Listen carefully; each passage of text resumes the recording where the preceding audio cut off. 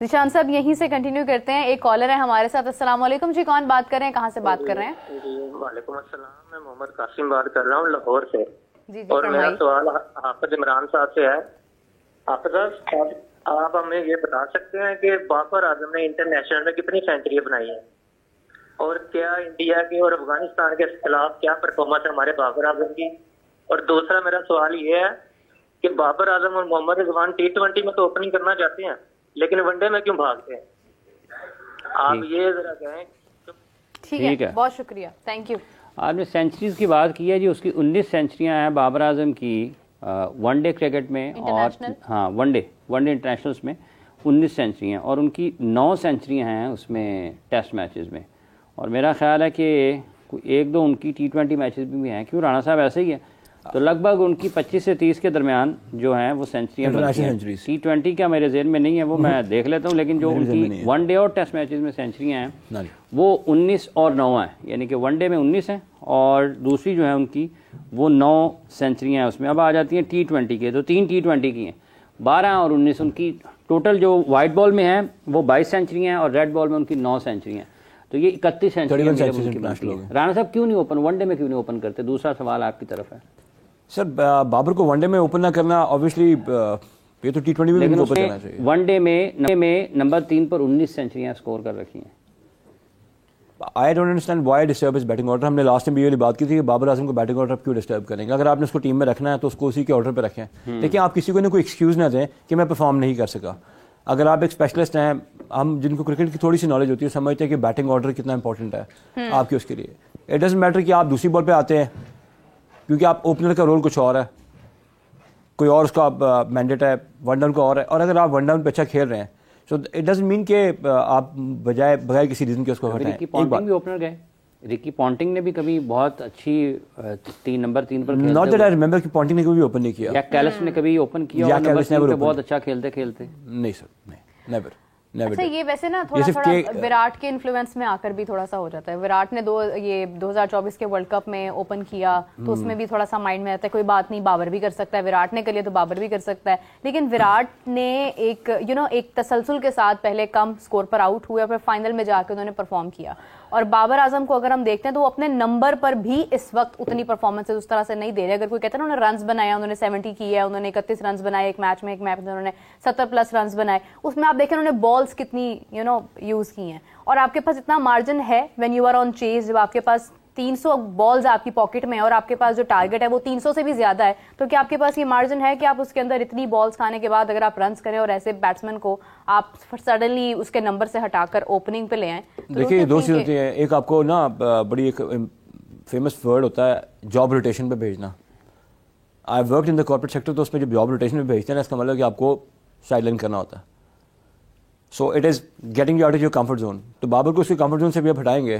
دیکھیں وراٹ کا اس سے کانوٹیشن ملانا, وراٹ کسی اور کیپیبلٹی کا پلیئر ہے, بابر اعظم کی اور کیپیبلٹی ہے. بابر کو بابر کے طور پہ دیکھیں تو Babar is not even a shade of himself. اس پہ کوئی اور دوسری بات نہیں ہے.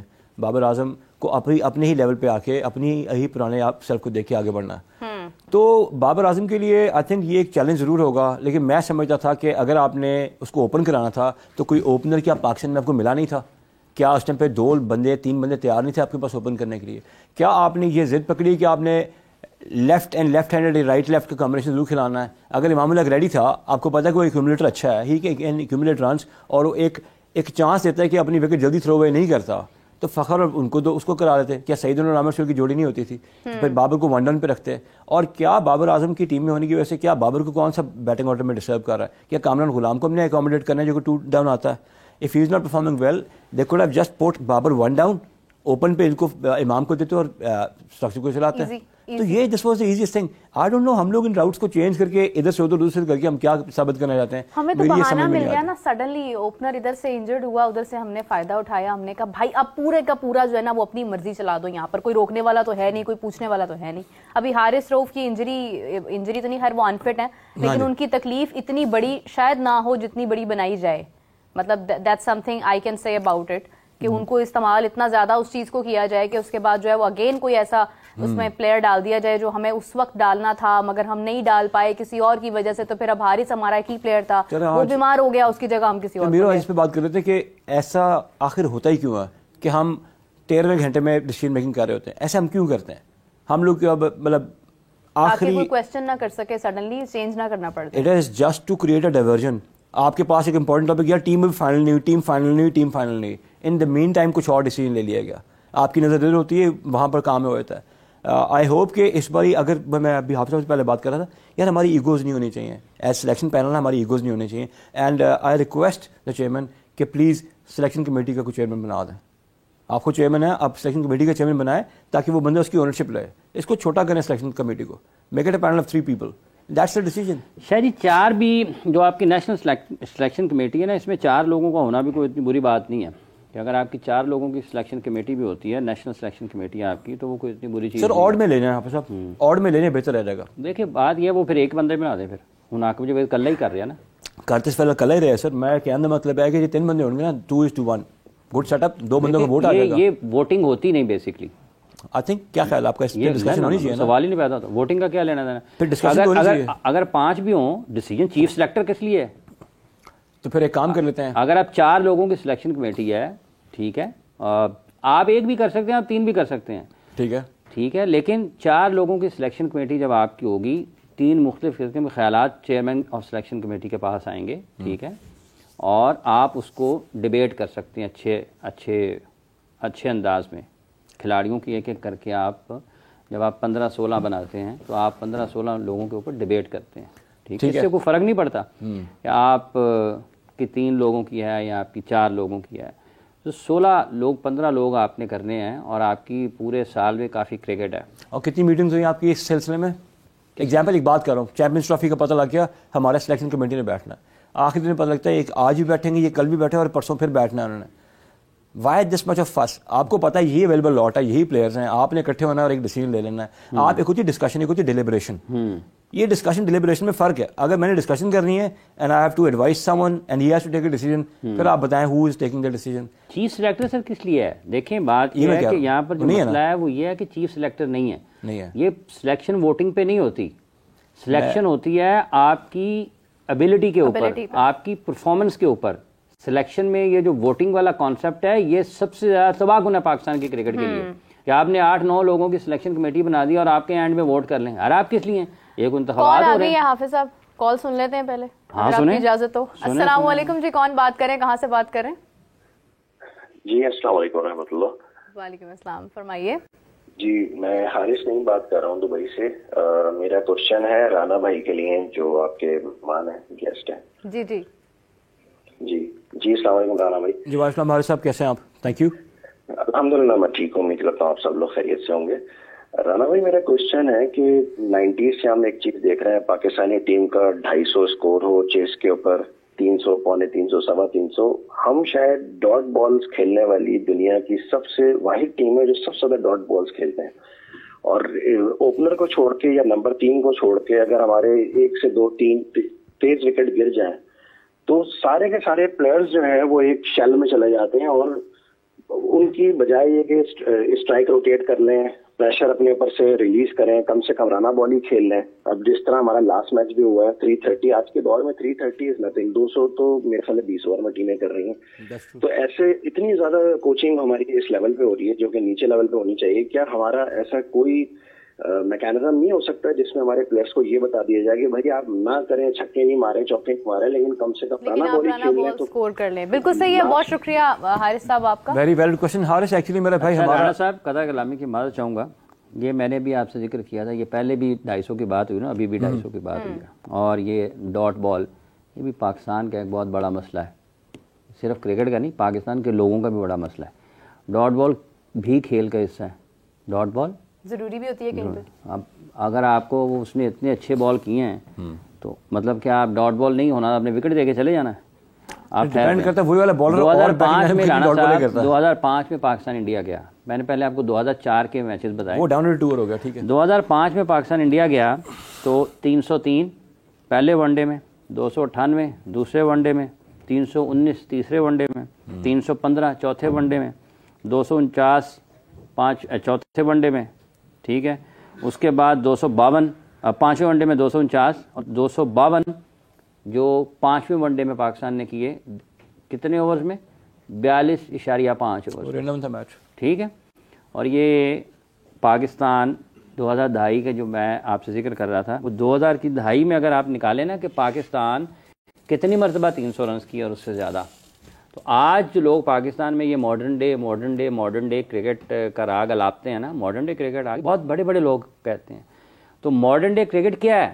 آپ تو کھیل رہے تھے, بیسیکلی دنیا آگے چلی گئی آپ سے.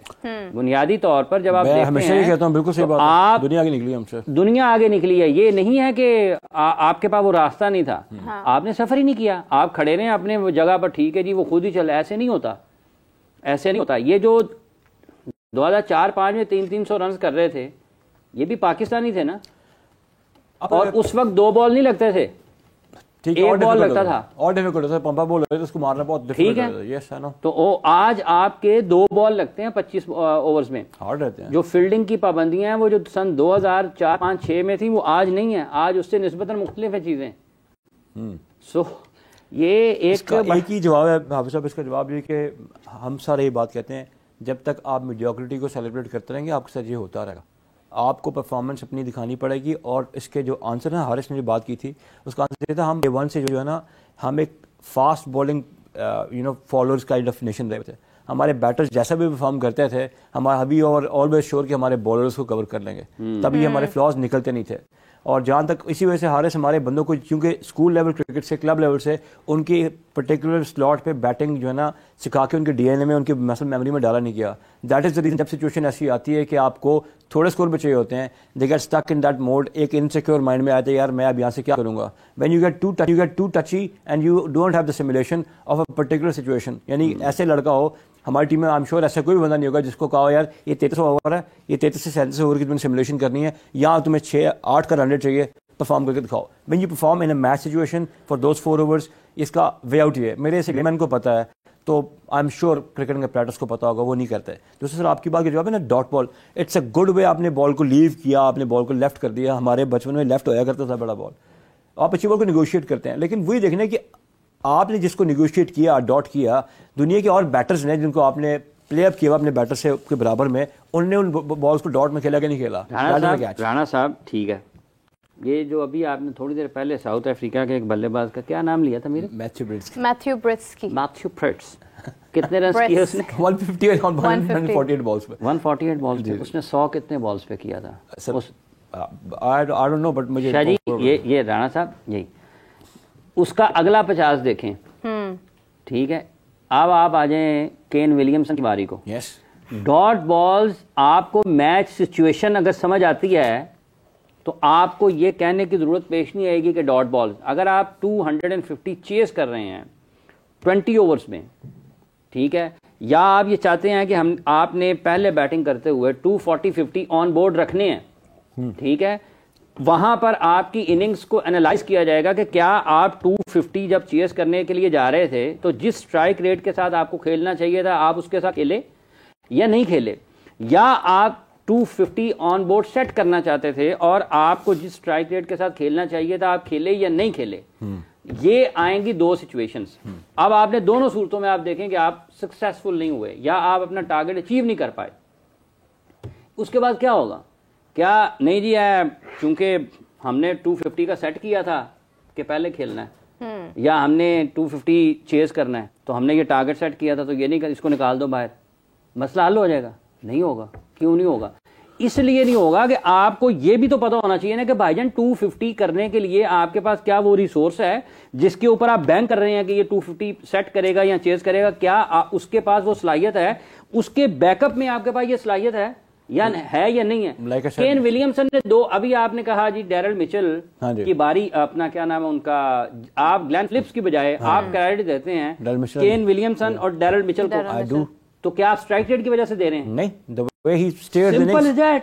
سچویشن ہے, میچ سچویشن ہے, آپ کو وہ ریڈ کرنی آنی چاہیے. ہمارا اسکاٹ لینڈ مصباح الگ تھا, وہ لگاتا تھا بالیں روکتا تھا, جب اس کو پتا لگتا تھا کہ میرے زوین میں آگے اچھا میرا ایک سوال ہے بیٹنگ کی بات ہم کر رہے ہیں لیکن بولنگ ڈونٹ یو تھنک کہ ہمارے بولرز کا اسٹیمنا وہ نہیں رہا جو ہونا چاہیے؟ ہم لوگ شروع میں اگر کچھ وکٹس حاصل کر لیتے ہیں تو اس کے بعد کیا اسٹیمنا لوز ہو جاتا ہے یا ہم بہت ریلیکس ہو جاتے ہیں؟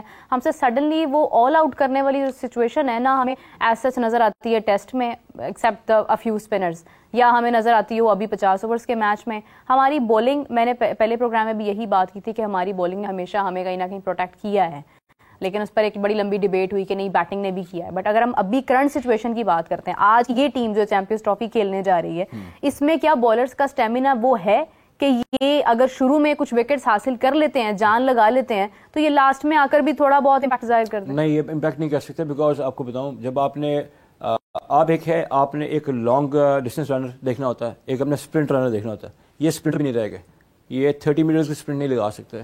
یہ کوئک برسٹ میں بھی جو ہے نا اپنا امپیکٹ نہیں دے سکتے بیکاز دے لک فٹیگڈ. وہ ہوتا کہ اگر آپ میں کسی کو رننگ کی عادت ہو تو اف یو آر رنر اور آپ 5 کلومیٹر کی ڈیلی کی رننگ کرتے ہو، پھر آپ کو 4 کلومیٹر رننگ جو ہے نا آپ کے لیے ایزی ہوتی ہے، ناٹ اے پرابلم. آپ نے اپنے اندر وہ مائلز ہی نہیں ایڈ کیے ہوئے، آپ نے اپنے کو اسٹیمنا نہیں بلڈ کیا، آپ کو جو آکسیڈیشن باڈی کی ہوتی ہے وہی نہیں اپنے کو ہیبٹ ڈالی ہوئی، اور آپ نے اپنے کو ایزی کرکٹ کے لیے رکھا ہوا. سو اس میں ہمیشہ یہ ہوگا you will shy away from longer format of the game.